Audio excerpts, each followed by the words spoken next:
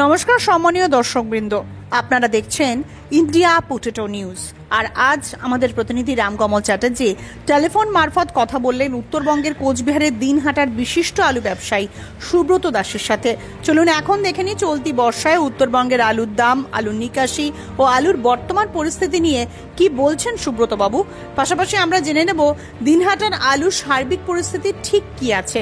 ভিডিওটি শেয়ার করে সমস্ত আলু চাষী ও ব্যবসায়ীদের কাছে পৌঁছে দিন। প্রতিদিন বাংলা ও উত্তরপ্রদেশের আলুর খবর দেখার জন্য ইউটিউব চ্যানেলটি সাবস্ক্রাইব করুন ও ফেসবুক পেজটি ফলো করে নিন। গুড আফটারনুন সুব্রত দা। বলুন।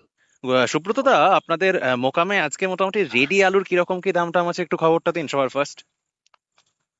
রেডি ধরুন আজকে 1070 টাকার থেকে 1090 টাকা পর্যন্ত কুইন্টাল। হ্যাঁ, এটা সাদা জ্যোতি। সাদা জ্যোতি। আর অন্যান্য কি কি ভ্যারাইটির রয়েছে? আমাদের এখানে মূলত এটাই হয়। আর হল্যান্ডটা ওদিকে পাওয়া যায় না, না? হল্যান্ডটা আপনার ওই আলিপুর আর ধূপগুড়ির ওই দিকটা হয়। হল্যান্ডের বাজারটা আজকে খোঁজ, হল্যান্ডের বাজারটা অনেকটাই বেশি। কিরকম আছে মোটামুটি রেডি? ওটা বোধহয় রেডি 14 টাকার থেকে 15 টাকা হবে কেজি। কেজি, হ্যাঁ। আচ্ছা, আর সাদা জ্যোতির বন্ডের কিরকম দাম আছে? বন্ড প্রি বন্ড 75,000 টাকা। 200 প্যাকেট। হ্যাঁ। আর এদিকে হচ্ছে লাল হল্যান্ড। লাল হল্যান্ড 1 লাখ টাকার উপরে। 200 প্যাকেটের। হ্যাঁ, হল্যান্ডের দামটা সঠিক আমার কাছে পাবেন না, কারণ আমাদের এখানে এই আলুটা একেবারেই নেই। বুঝতে পারছি। আচ্ছা, হ্যাঁ, বৃষ্টি ফিষ্টি কেমন হচ্ছে আপনাদের ওখানে? খুব বেশি নয়, দিনাটায় বৃষ্টিটা একটু কম হচ্ছে। ও, আর এখন মার্কেট কি আপ টেন্ডেন্সি না ডাউন আজকে? একই রকম এই 2-3 দিন থেকে এই বাজারটাই চলছে। মানে বিগত মনে হচ্ছে কালকে বোধহয় একটু আপ হবে, আপ হচ্ছে না। ও, বিগত 2-3 দিন বলতে মানে 3 দিন আগে কি মার্কেট আরো ডাউন হ্যাঁ ছিল হ্যাঁ, না? 3 দিন আগে 1060 টাকা ছিল, ধরুন 10 টাকা বেড়েছে, 10 ও, টাকা প্যাকেটে আচ্ছা। বেড়েছে ব্যাস। আর আপনাদের দিনহাটার যে স্টোর গুলি রয়েছে, নিকাশি কেমন হচ্ছে? ভালো নয়। নিকাশি ভালো নয়? না না। ও, আর মোটামুটি এখন তো তাহলে আলু যাচ্ছে কোথায় কোথায় অ্যাপ্রক্স? আসাম আর লোকালে যা খাচ্ছে। আসাম ডিমান্ডটা কেমন হয়েছে, একটু বেড়েছে আগের থেকে? না না, খুব একটা বাড়েনি, ওই তো 10 টাকা প্যাকেট বাড়লো, ডিমান্ড বাড়ার জন্যই তো বাড়লো। তাহলে আগের মাস পর্যন্ত তো বোধহয় আপনারা যেটা উত্তরবঙ্গ আলু ব্যবসা সমিতি থেকে দেখিয়েছিলেন 5%-এর মতো নিকাশি হয়েছিল উত্তরবঙ্গে, দেখানো হ্যাঁ, হয়েছিল। আগের মাসে, হ্যাঁ। হ্যাঁ, এই মাসে মোটামুটি কত পার্সেন্ট হবে বলে মনে হচ্ছে টোটাল? এই মাসে 10% হতে পারে। মানে টোটাল 10? না না, আচ্ছা, 10 দশ আর পাঁচ আগের পনেরো 5-15 আচ্ছা, হতে পারে। 15%। হুম। নিকাশিটা কতদিনে বাড়বে বলে অনুমান করছেন দাদা? সেটাই তো, নিকাশিটাই বাড়ছে না। আলুটা কি লাস্ট অব্দি কতখানি বিক্রি হবে বলা যাচ্ছে না। আর মার্কেট এখন বৃদ্ধির কোনো টেন্ডেন্সি রয়েছে নাকি, বা কোনো নেই নেই নেই নেই। এখন যদি বৃষ্টি বৃষ্টি খুব বেশি হয় তাহলে হতে পারে। বৃষ্টিটাও তো আপনাদের। আলুটা মূলত কোথাও যাচ্ছেই না, আসামেও কম যাচ্ছে। হুম। আসামে তো আগেই স্টোর গুলো ভর্তি করে রাখলো ওরা, লোকাল স্টোরটা।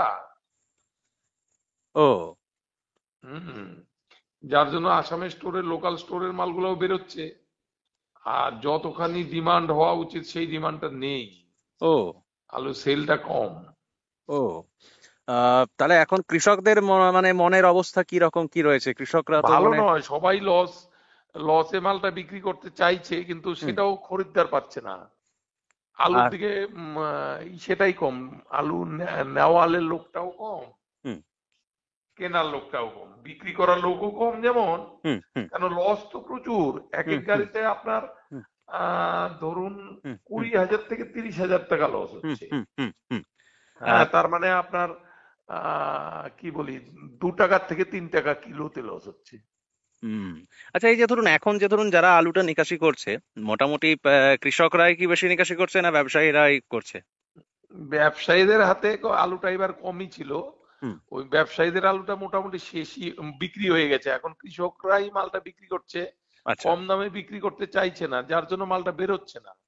আর ও, ব্যবসায়ীদের পড়তা হচ্ছে না, লস হচ্ছে, বা বেশি দামে নেবে থেকে বিক্রি করতে না পারলে, যার জন্য ব্যবসায়ীরাও নিচ্ছে না, আর চাষিরাও এত কম দামে মালটা বিক্রি করতে যাচ্ছে না। কেন, ওদেরও তো অনেক লস।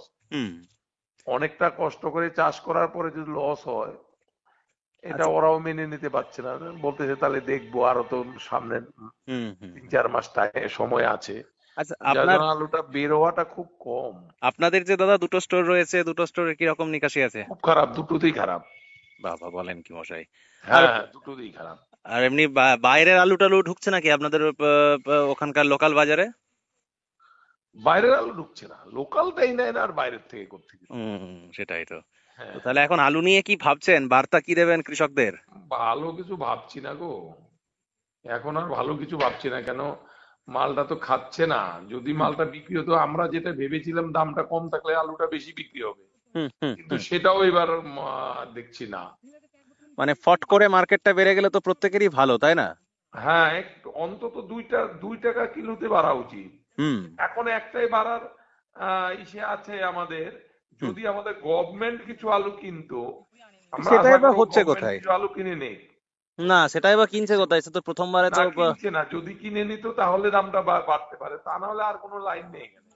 মানে আপনি বলছেন যে সরকার যদি আলু কেনে এই পরিস্থিতিতে, তাহলে হ্যাঁ, অন্তত 600 টাকা প্যাকেট সরকার যদি আলুটা কিনতো, হুম তাহলে কৃষকরা অন্তত কিছুটা লসের লসের থেকে বেঁচে যেত, অন্তত কিছু সংখ্যক। সরকার 20% আলু কিনুক না, তাহলেই তো যথেষ্ট। হুম। আচ্ছা, সেই যে জায়গাটা ধরুন, আমরা তো বারবার মানে আমাদের চ্যানেলের মাধ্যমে এগুলো তুলে ধরছি। হুম। লালু মুখোপাধ্যায় মহাশয় তিনিও বলেছেন বারবার, বা বিভিন্ন জায়গার ব্যবসায়ী কৃষকরাও বলছে এক্স্যাক্টলি, মানে সেই জায়গাটা তৈরি হচ্ছে না কেন? তাহলে কি সরকারকে ঠিক মতো ভাবানো হচ্ছে না এই বিষয়ে? সরকার আলুর ব্যাপারে এতক্ষণ নজরই দিচ্ছে না। আলুটার দাম বেড়ে গেলে সরকার বেশি করে নজর দেয়, কিন্তু দামটা কমে গেলে সরকার ভাবে তাদের গ্রাহকরা কমে খাচ্ছে ভালোই, এরকম একটা ব্যাপার। গ্রাহক পরিষেবাটা সরকার দিচ্ছে, হুম। আচ্ছা, কিন্তু আপনাদের ওখানে মোটামুটি সবজি টবজির কি রকম বাজার রয়েছে? সবজি সবজির দামও সব খারাপ, কম দাম। সবজি সস্তা? হ্যাঁ, সস্তা সস্তা। ও। এখন একটু বৃষ্টি হওয়ার পরে সবজির দামটা একটু বাড়লো, আর সেটাও আমাদের যৎ সামান্য বেড়েছে। আমাদের এইদিকে যেমন কলকাতা, মানে দক্ষিণবঙ্গের এদিকে যেমন ধরুন মানে ধান টান এখন চাষ করতে লাগছে কৃষকরা। এখন আপনাদের ওদিকে ধান চাষ হয় তো, বা চাষিরা হ্যাঁ কি হ্যাঁ চাষ, হ্যাঁ। ধান চাষ শুরু হয়েছে? শুরু হয়নি, ওই যে যেটা কি বলবে, চারা গাছ হ্যাঁ গাছ, হ্যাঁ। ও। ওইটা হয়েছে, তবে রোপণটা শুরু হবে। ও, বৃষ্টি আমাদের এখানে বৃষ্টিটা কম, বৃষ্টিটা তুলনায় আরো কম বৃষ্টি হচ্ছে চাই। বললেন না? হ্যাঁ, ধূপগুড়ি তো টুপগুড়ি এই সাইডে ভালো বৃষ্টি হচ্ছে না প্রায় হামেশাই? না না, ধূপগুড়িতেও ভালো বৃষ্টি নেই। হয়নি? আমি মাঝে না মধ্যে না, একটা দুটো খুব গ্রুপে দেখি খুব ভালো বিভিন্ন। বৃষ্টি নেই, আরো আরো বৃষ্টি চাই আমরা। আচ্ছা আচ্ছা আচ্ছা। হুম, বেশ বেশ এই বেশ। সময় আরো বৃষ্টি হয়, তবে হবে মনে হচ্ছে। আজকে টিভিতে দেখাচ্ছে হ্যাঁ, ভারী থেকে অতি ভারী বৃষ্টি হবে উত্তরবঙ্গে, সম্ভাবনা রয়েছে। ও, তাহলে তো ভালো। সম্ভাবনা রয়েছে ধান আজকে চাষীদের টিভিতে জন্য অন্তত দেখাচ্ছে। ভালো হবে। হুম হুম হুম। বেশ বেশ বেশ। তো থ্যাংক ইউ দাদা, থ্যাংক ইউ সো মাচ দিনহাটার আলুর টোটাল জানকারিটা দেওয়ার জন্য। অসংখ্য ধন্যবাদ। নমস্কার। এই অনুষ্ঠানে সম্প্রচারিত সমস্ত বক্তব্য বক্তাদের নিজস্ব ব্যক্তিগত মতামত। এই অনুষ্ঠান বাজারের নির্ধারক নয়। অনুগ্রহ করে ব্যবসায়িক পদক্ষেপের পূর্বে নিজের বিচার বুদ্ধি কাজে লাগিয়ে সিদ্ধান্ত নিন। আলু রাখা বাজারগত ঝুঁকি সাপেক্ষ। আলু রাখার পূর্বে ইন্ডিয়া পটেটো অ্যাপ থেকে বিগত বছরের লোডিং আনলোডিং রিপোর্ট ও তার পরিপ্রেক্ষিতে আলুর দামের ওঠানামা দেখে নিন। হরদেব সিং সাংঘার এস মার্কা ও সুখজিৎ সিং ভাট্টির বি মার্কা আলু বীজ বিক্রয়ের বিশ্বস্ত প্রতিষ্ঠান ঘোষাল এগ্রিকালচার এন্টারপ্রাইজ। দীর্ঘ 1 দশকেরও বেশি সময় ধরে প্রতিটি কৃষকের বিশ্বাসের আরেক নাম ঘোষাল এগ্রিকালচার এন্টারপ্রাইজ। খুচরো ও পাইকারি বীজ বিক্রয় করা হয়। প্রযত্নে শম্ভুনাথ ঘোষাল। আমাদের 2টি কাউন্টার আছে। হরদেব সিং সাংঘার ইস মার্কা পিওর কাউন্টার ধনিয়াখালী হল স্টেশনের কাছে ঘোষাল মার্বেল সন্নিকট, এবং সুখজিৎ সিং ভাটির বি মার্কা pure counter Belmuri Hattala Hooghly. Mobile number 9434301523।